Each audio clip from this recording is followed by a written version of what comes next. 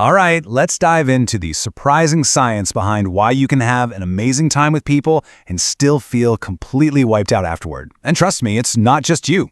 The reason is actually pretty fascinating.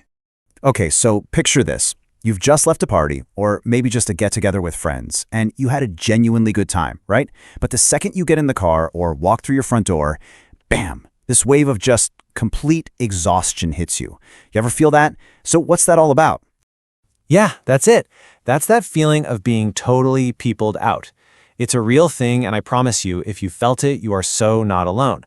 The thing is, it's not some kind of personality flaw. It's actually a biological process, and once you understand what's really going on inside your brain, well, that's when you can start to manage it. Okay, so let's get into the science of it. Because this feeling isn't just, some vague mood. Nope. There's a real, measurable process happening in your head. And a great way to think about it is like your brain has its own internal battery. The first big idea here is something called self-regulation. Now, what is that? It's all that constant mental work you're doing whenever you're around people. You're watching your tone, you're picking your words carefully, trying to read the room, managing your reactions so you're being, socially appropriate. It's basically a full-time job that your brain is running in the background.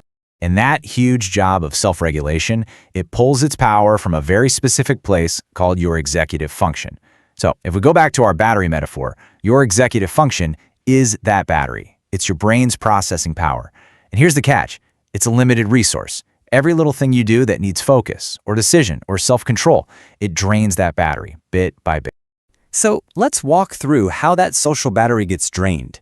First, you're just maintaining your composure, right? You're being polite, you're keeping your reactions in check.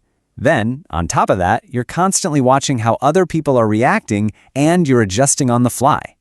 Every single one of those little actions sips energy from your executive function battery. And the end result? Depletion, fatigue. It's a super direct cause and effect. Now, this brings us to a really important point, because it is so easy to misdiagnose this feeling.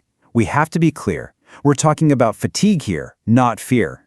And I bet a question that's popping into your head is something like, wait a minute, isn't this just social anxiety? And that is a totally fair question. I mean, the results can look the same, right? You might avoid social events or need to leave a party early, but the reason why, the root cause, is completely different. And this is the absolute key difference. Social fatigue, that comes from a place of over-control. You're just working so hard to manage your own behavior that you run out of energy.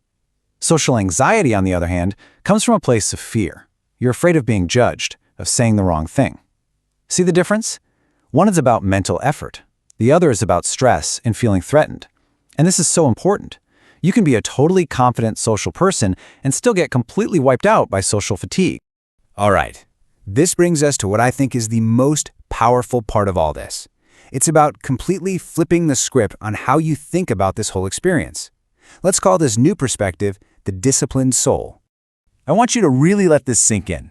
You are not antisocial or detached. You are mentally disciplined, and discipline requires recovery.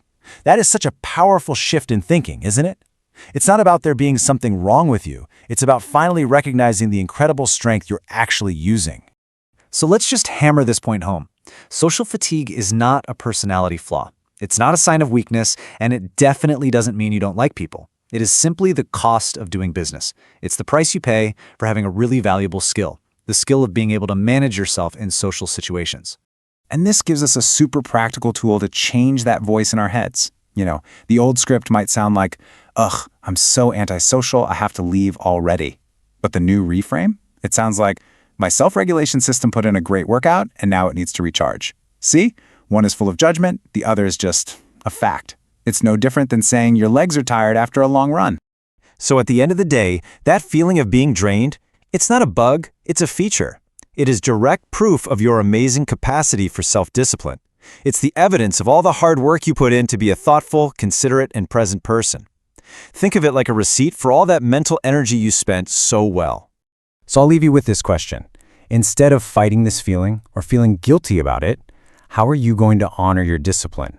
Now that you know it's not a flaw but a sign of your incredible strength, how will you build in that time to recover and recharge? Something to think about.